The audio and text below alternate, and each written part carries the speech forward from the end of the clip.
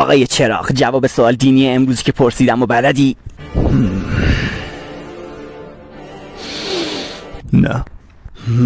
یه زندگی کسالت بار، این همه درس بخون آخرشم برو تو اسنپ کار کن. کاش یه دفترچه از آسمون بخوره زمین که اسم هر کیو توش بنویسم بمیره. ها؟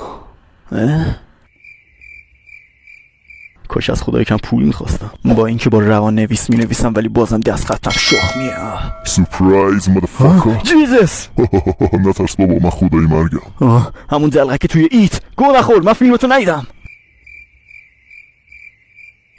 چه چرت و پرت میگی؟ میگم خدای مرگم من. یعنی برادر زئوسی؟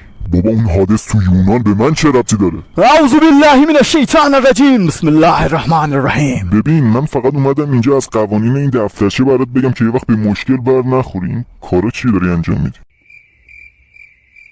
بیخیال اصلا فراموشه.